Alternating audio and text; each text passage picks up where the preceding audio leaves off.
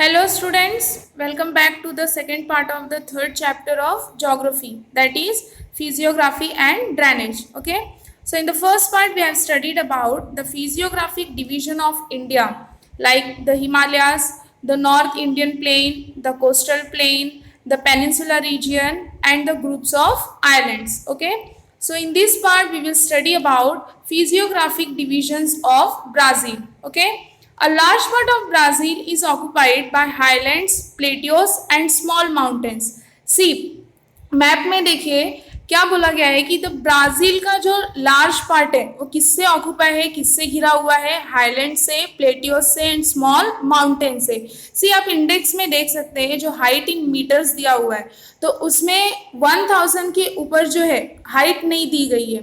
तो इससे ये पता चलता है कि हमारे कंट्री में जैसे हमने देखा था कि माउंटेन्स रेंजेस जो है बहुत माउंटेन रेंजेस काफ़ी दूरी तक फैले हुए हैं, जैसे हिमालय माउंटेन्स ही ले लेते हैं एग्जांपल. ठीक है, तो और बहुत सारे माउंटेन्स है जैसे अरावली माउंटेन्स, उसके रेंजेस है, ब्रांचेस है. ठीक है, और हमारे कंट्री में जो माउंटेन्स पाए जाते हैं उसकी ऊंचाई जो है 8000 मीटर से भी ऊपर है. ठीक है, लेकिन ये जो है ये फिजियोग्राफी हमें ब्राज़ील कंट्री में देखने के लिए नहीं मिलेंगे. यहाँ पे जो माउंटेन्स है वो बहुत ही स्मॉल है. अगर कोई माउंटेन्स की हाइट ज़्यादा ऊंची है भी तो 2000 मीटर से ऊपर नहीं गई है. ठीक है, और हाईलैंड्स ब्राज़ील का जो लार्ज पार्ट है हाईलैंड से ऑक्यूपाई है. नॉर्थ में आप देख सकते हैं एक हाईलैंड्स है, गुयाना हाईलैंड्स. ठीक है, और जैसे ही हम साउथ की तरफ नीचे की तरफ बढ़ेंगे तो वहाँ पे एक हाईलैंड्स दिखाई दे रहा है, ब्राज़ीलियन हाईलैंड्स. ठीक है, और प्लेटियोस कहाँ पाए जाएंगे इस कंट्री में, ब्राज़ील कंट्री में साउथ डायरेक्शन में. ठीक है, नीचे की तरफ जहाँ पे साउथ अटलांटिक ओशियन आपको दिखाई दे रहा होगा तो वो साउथ डायरेक्शन में है, तो वहाँ पे क्या पाया जाएगा, प्लेटियोस. तो इस तरह से ब्राज़ील का जो लार्ज पार्ट है वो किससे ऑक्यूपाई है, हाईलैंड से, प्लेटियोस से और स्मॉल माउंटेन से. There are no very high and long extending mountains in the country. जैसे हम अपने इंडिया कंट्री में देख रहे हैं कि हमारे कंट्री में जो है वेरी हाई और लॉन्ग एक्सटेंडिंग माउंटेन्स देखने के लिए मिलते हैं, लेकिन ब्राज़ील कंट्री में वेरी हाई और लॉन्ग एक्सटेंडिंग माउंटेन्स नहीं है. Except for the northern Amazon basin and in south west along the upper parts of the Paraguay basin there are no wide plains in the country. जैसे कि हमने अपने country में देखा था नॉर्थ इंडियन प्लेन, तो नॉर्थ इंडियन प्लेन कहाँ से कहाँ तक फैला हुआ है, राजस्थान, पंजाब, ठीक है, हरियाणा, दिल्ली, उत्तर प्रदेश से लेके ईस्ट में आसाम तक, तो इतने दूरी में जो है हमारा नॉर्थ इंडियन प्लेन फैला हुआ है. ठीक है, लेकिन यहाँ ब्राज़ील कंट्री में हम क्या पढ़ रहे हैं कि अमेजोन रिवर बेसिन जो कि नॉर्थ में है, और नीचे की तरफ जब हम आएंगे तो Paraguay basin south west Paraguay के अपर पार्ट साउथ वेस्ट को छोड़ के बाकी कंट्री में हमें कहीं पे भी वाइड प्लेन्स यानी मैदान दिखाई नहीं देंगे. सिर्फ अगर लैंड एरिया है, प्लेन्स है, तो वो कहाँ पे है, अमेजोन बेसिन के यहाँ पे और पैराग्वे बेसिन के यहाँ पे. ठीक है, even the coastal plains are restricted in their expanse. See जो आप मैप में देख रहे हैं नॉर्थ अटलांटिक ओशियन और साउथ में साउथ अटलांटिक ओशियन, उसे क्या कहा जाएगा, कोस्टल रीजियन, कोस्टल प्लेन्स. उसी के पास क्या पाया जाएगा, कोस्टल प्लेन्स. तो हम देख रहे हैं कि जो कोस्टल प्लेन्स है ब्राज़ील कंट्री का कोस्टल प्लेन्स वो भी ज़्यादा दूरी तक फैला नहीं हुआ है. ठीक है, उसका जो विड्थ है यानी जो चौड़ाई है वो बहुत ही कम है. लेकिन हमने पेनिनसुला रीजन जो देखा था, जो हमारी कंट्री जो तीनों साइड से जो है वाटर से घिरी हुई है. ठीक है, बे ऑफ बंगाल, अरेबियन सी और साउथ डायरेक्शन में इंडियन ओशियन, तो हमने देखा था कि उसकी जो चौड़ाई है वो बहुत ज़्यादा है. अगर ब्राज़ील कंट्री से कंपेयर किया जाए तो हमारा जो इंडिया का कोस्टल प्लेन्स है वो बहुत ही दूरी तक फैला हुआ है और उसकी चौड़ाई भी ज़्यादा है. ठीक है, and the physiographic divisions of Brazil are as follows. अब हम देखेंगे कि ब्राज़ील का फिजियोग्राफिक डिविजन्स कितने पार्ट में जो है डिवाइड किया गया है. तो first one is highlands, second one the great escarpment. Escarpment means जब किसी प्लेस का जो हाइट है अगर वो सीधे जा रहा है, ठीक है, तो उसको क्या कहा जाएगा, escarpment means steep slope. Third one, the coastal region. Fourth, the plains. And last one is islands groups. Okay, तो ये फिजियोग्राफिक डिवीजन है ब्राजील का. Okay, first, highlands. The southern Brazil is occupied by an extensive plateau. It is differently described as Brazilian highlands or Brazilian shield or Brazilian plateau.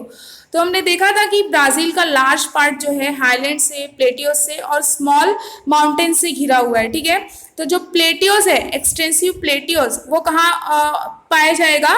Brazil के southern part में, और उसको अलग अलग नाम से डिस्क्राइब किया गया है. जैसे ब्राज़ीलियन हाईलैंड्स भी बोल सकते हैं. Highlands is nothing but plateaus. Okay, और ब्राज़ीलियन शील्ड भी कहा जा सकता है या फिर ब्राज़ीलियन प्लेटियो.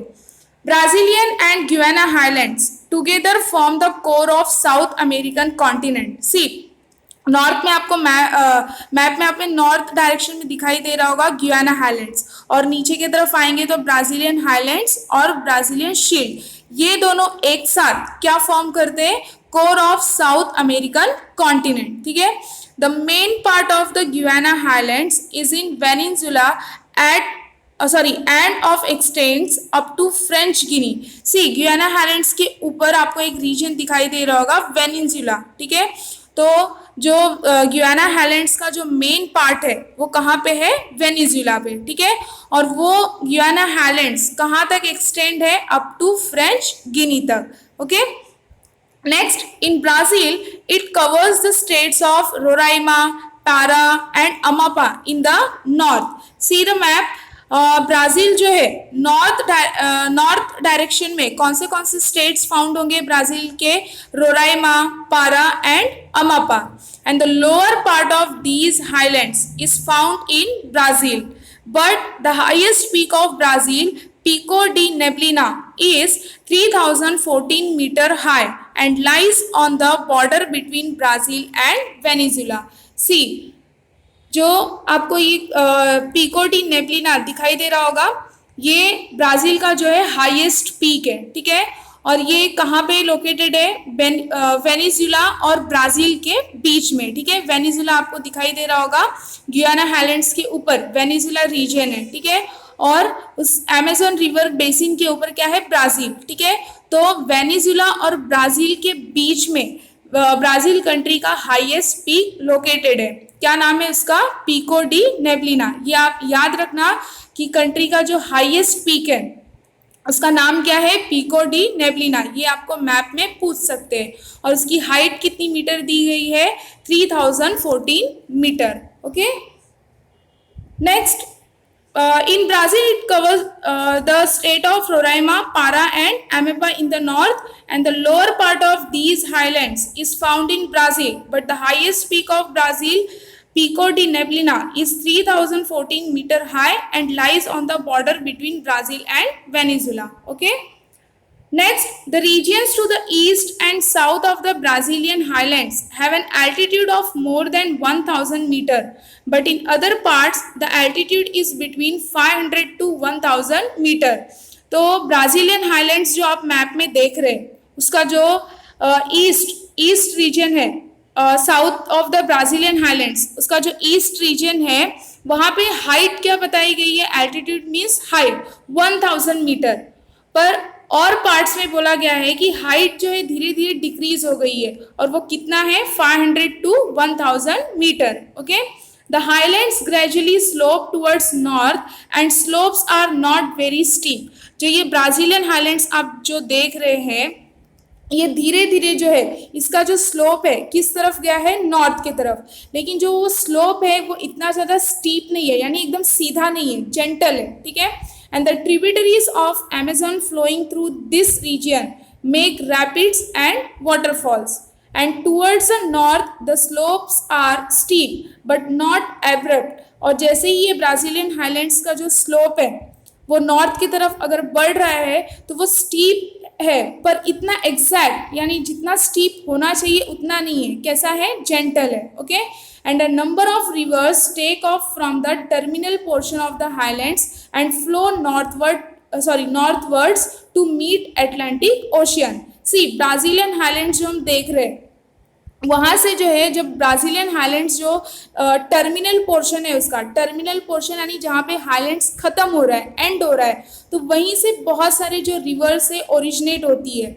और वो रिवर्स जो है जाके कहाँ पे मीट होती है, किसमें मिल जाती है, नॉर्थ अटलांटिक ओशियन में। ठीक है, जो हम देख रहे हैं मैप में, north Atlantic ocean. Okay, Brazilian highlands जहाँ पे खत्म हो रहा है, एंड हो रहा है, वहीं से बहुत सारे रिवर्स जो है ओरिजिनेट हो रही है, फ्लो होना शुरू हो रही है, और जाके धीरे धीरे नॉर्थ की तरफ बढ़ के, और वो किस में मिल जा रही है, नॉर्थ अटलांटिक ओशियन में। Okay, some major rivers like Uruguay, Paraguay and Parana originate from the southern slope of the highlands and enter Argentina. See, कि कुछ रिवर्स जो है, मेजर रिवर्स जैसे उरुग्वे है, पैराग्वे है एंड पैराना, ये southern slope, Brazilian के southern slope से ओरिजिनेट हो रही है। सदर्न स्लोप यानी ब्राजीलियन हाईलैंड्स के नीचे डायरेक्शन में, साउथ से। ठीक है, जैसे कि हम देख रहे हैं पैराग्वे है, उरुग्वे है, ये रिवर बेसिन है, और लास्ट में ये बहते बहते जो है किस में मीट हो रही है, किस में एंटर कर रही है,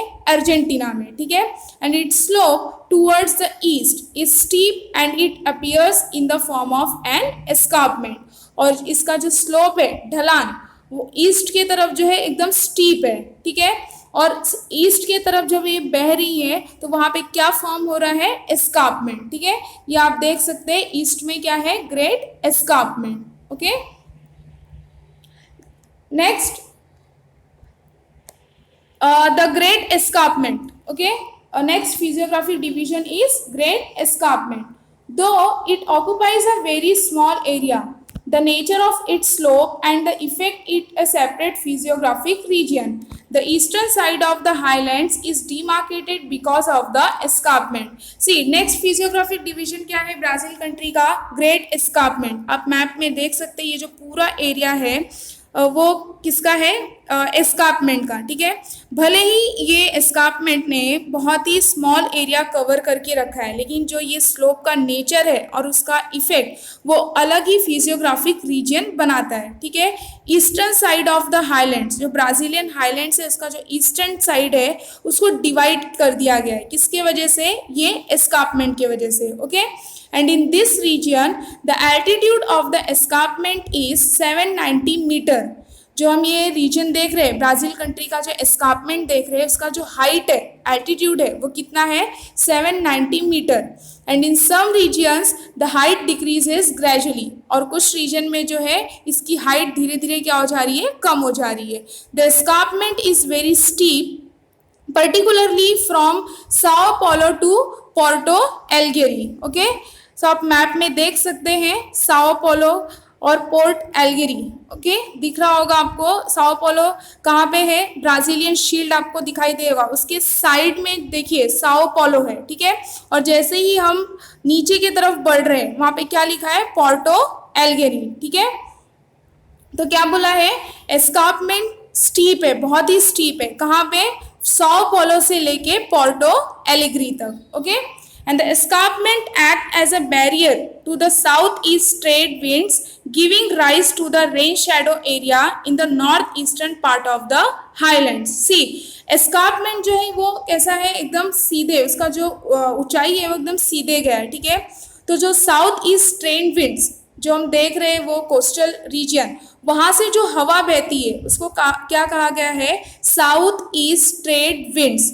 तो ये जो एस्कार्पमेंट है वो विंड्स को बहने से रोकता है। ठीक है, जब विंड्स जब ब्लो होती है, ठीक है, तो ये ऊंचाई वाला एरिया है, तो ये क्या करता है, वो विंड्स को रोकता है। और जब विंड्स जो है उसको क्रॉस करके आगे बढ़ती है तो नॉर्थ ईस्टर्न पार्ट में है, जो है हाईलैंड्स के नॉर्थ ईस्टर्न पार्ट में, वहाँ पे कौन सा एरिया है, रेन शेडो एरिया। सी, जहाँ तक विंड्स जो है अच्छे से ब्लो होता है वहाँ पे बारिश जो है बहुत ही ज़्यादा, मतलब लार्ज अमाउंट में होता है। और जैसे ही वो हवा का कोई रुकावट बनता है तो हवा जो है जब उसमें क्रॉस करके जाती है तो वहाँ पे उस प्लेस पे बारिश बहुत ही कम होती है, तो उसको क्या कहा जाता है, rain shadow area.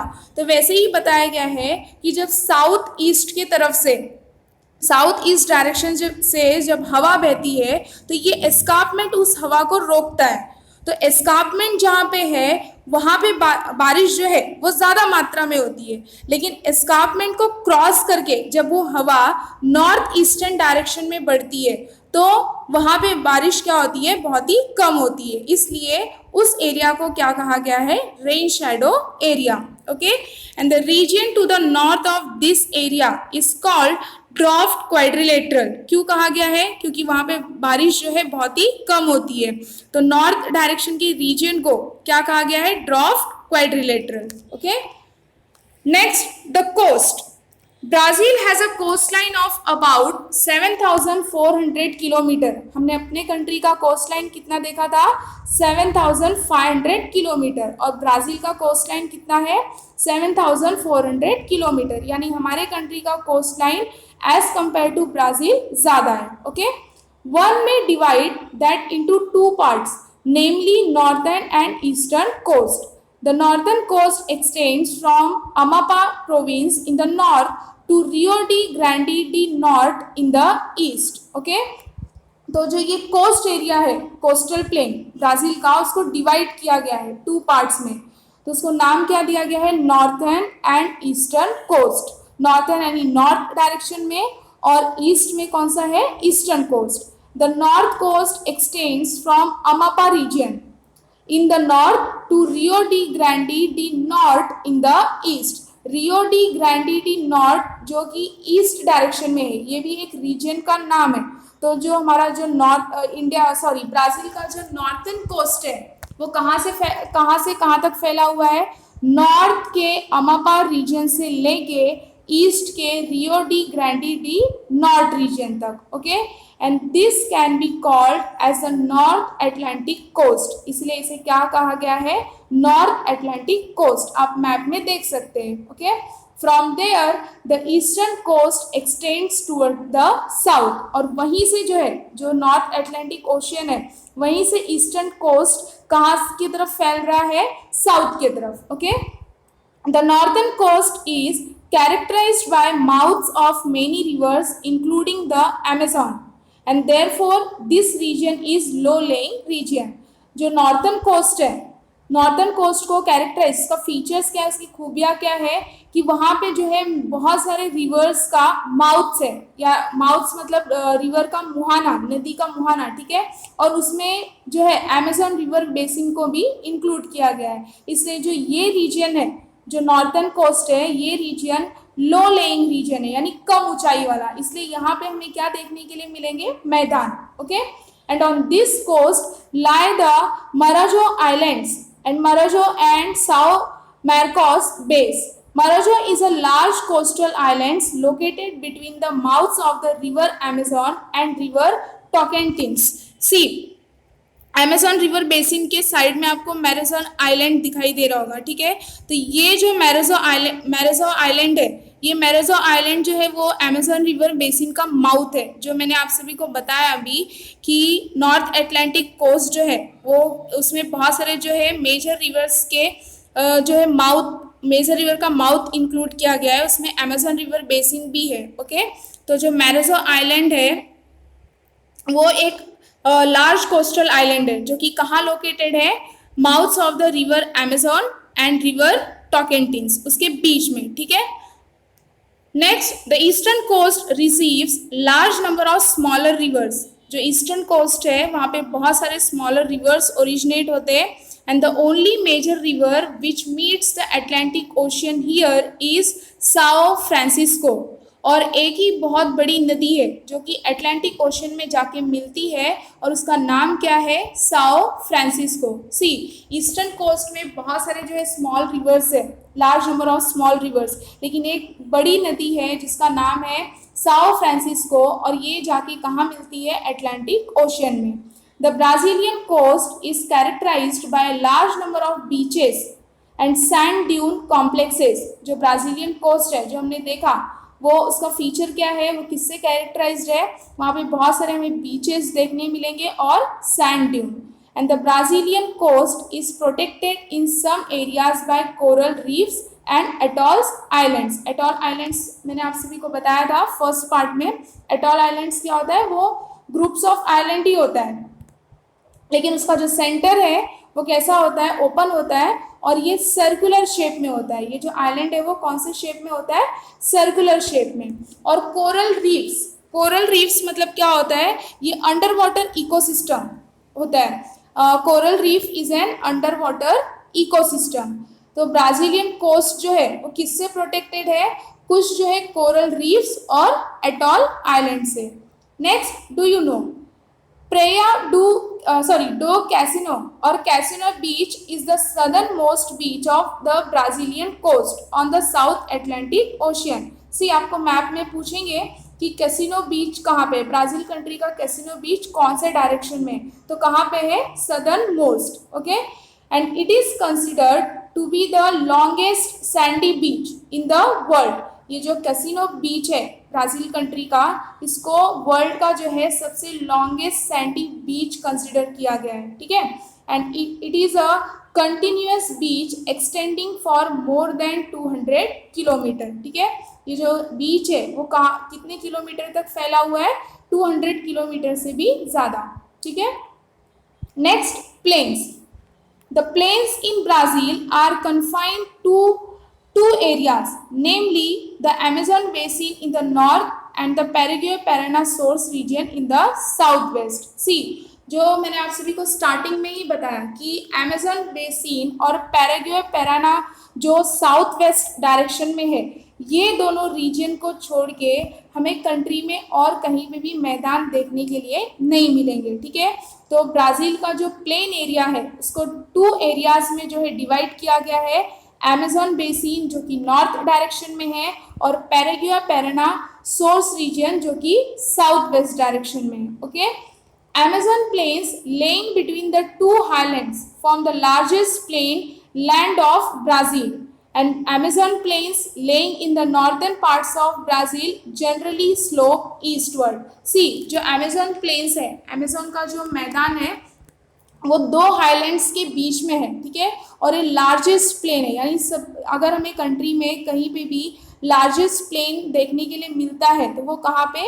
Amazon plain, Amazon river basin के पास। ठीक है, and Amazon plains lying in the northern parts of Brazil generally slope eastward. तो हम देखेंगे मैप में कि जो अमेजन प्लेन्स है जो नॉर्थर्न पार्ट्स में लोकेटेड है, उसका जो स्लोप है यानी उसकी जो ढलान है वो किस तरफ बढ़ रही है? ईस्ट के तरफ, ईस्ट डायरेक्शन में। Okay, and Amazon basin is quite wide in the west about 1300 kilometre. Amazon basin का अगर हम देखेंगे तो वेस्ट डायरेक्शन में आप देखिए उसकी चौड़ाई कितने किलोमीटर है?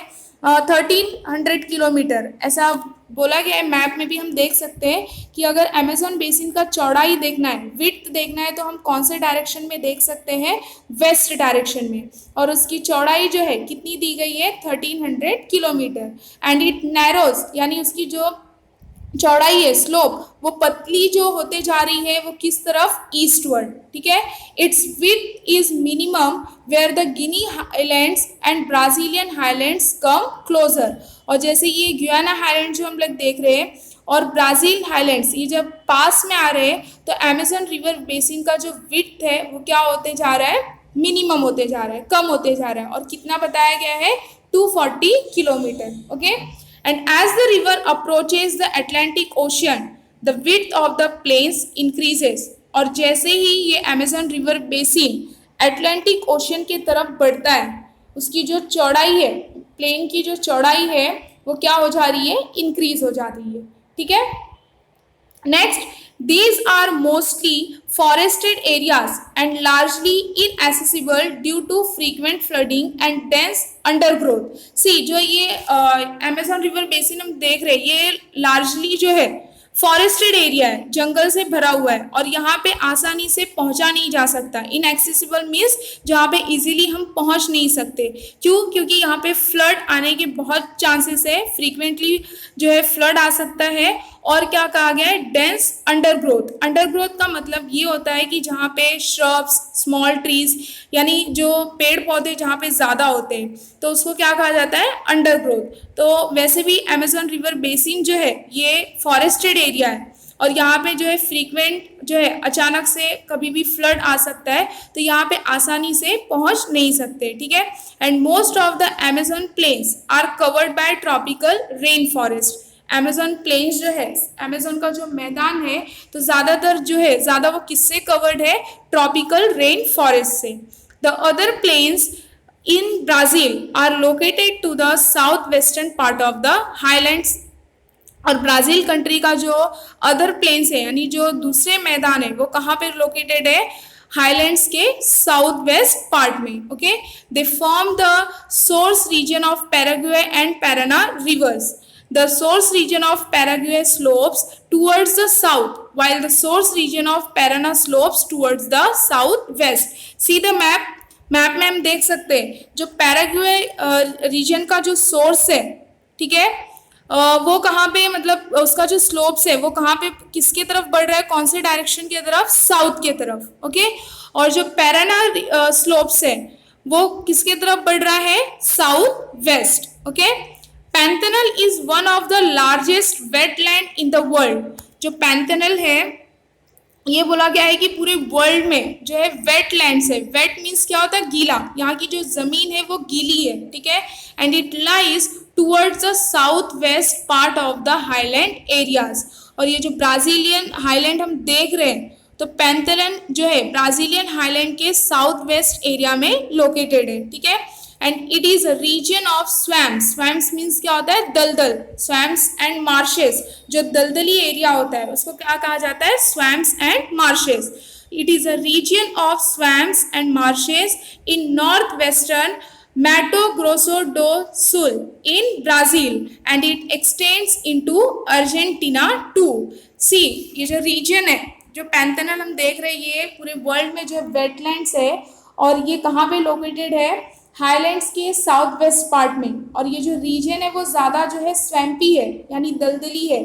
और कहाँ पे है, north western, that is Mato Grosso do Sul in Brazil. और वो कहाँ तक फैला है, नॉर्थ डायरेक्शन से लेके नीचे जो साउथ डायरेक्शन में आपको अर्जेंटीना दिखाई दे रहा होगा, अर्जेंटीना रीजन, यहाँ तक ये स्वैम्पी और मार्शी लैंड जो है ये रीजन लोकेटेड है, ठीक है, एक्सटेंड है.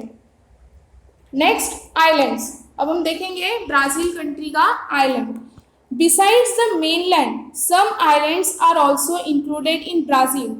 मेनलैंड यानी जो हमने ब्राज़ील कंट्री का जो देखा, स्टेट्स वगैरह जो हम देख रहे हैं, तो उसको क्या कहा जाएगा, मेनलैंड. उसके अलावा कहा गया है कि ब्राज़ील कंट्री में मेनलैंड के अलावा कुछ आइलैंड्स भी हैं.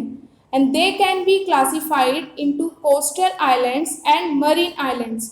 जो ब्राज़ील कंट्री का जो आइलैंड्स है इसको 2 पार्ट में डिवाइड किया गया है, क्लासीफाई किया गया है. First one is coastal islands and second one is marine islands. Most of the coastal islands have form due to deposition. जो मतलब ब्राज़ील कंट्री का जो कोस्टल आइलैंड है वो किससे बना हुआ है, किससे फॉर्म हुआ है, डिपोजिशन यानी डिपोजिशनल वर्क ऑफ रिवर, ठीक है. Marine islands were a part of the mainland. जो मरीन आइलैंड है ब्राज़ील का वो किसका हिस्सा था, मेनलैंड का, ठीक है. And they are more than 300 kilometre away from the mainland in the Atlantic Ocean. जो मरीन आइलैंड है वो ऐसा कहा गया है कि मेनलैंड का हिस्सा होता था और वो मेनलैंड से कितने दूरी पे जो है लोकेटेड था, 300 किलोमीटर, ठीक है. And these islands are mostly rocky. और जो ये आइलैंड है मरीन आइलैंड वो ज़्यादातर जो है कैसा है, पथरीला, रॉकी है. And they are the top of the submerged mountains. और वो कहाँ लोकेटेड है, जो कंट्री का जो सबमर्ज्ड माउंटेन्स है यानी जो पानी के अंदर पूरी तरह से डूबा हुआ है उसके टॉप पे. Okay, and the islands near the coast of the South Atlantic Ocean are coral islands and they are called atolls. जो साउथ अटलांटिक ओशियन यानी हम जब साउथ डायरेक्शन की तरफ देखेंगे तो वहाँ पे जो कोस्ट एरिया है, कोस्टल प्लेन, वो जो कोस्टल प्लेन है वो ज़्यादातर किससे बना हुआ है, वहाँ पे क्या है, कोरल आइलैंड्स, ठीक है. कौन से आइलैंड पाए जाएंगे, coral islands. And they are called atolls. और वो कोरल आइलैंड को क्या कहा जाएगा, atolls. Okay, hope you understand this part also. In the next part we will discuss about drainage system of India and Brazil. Okay, thank you for watching this video.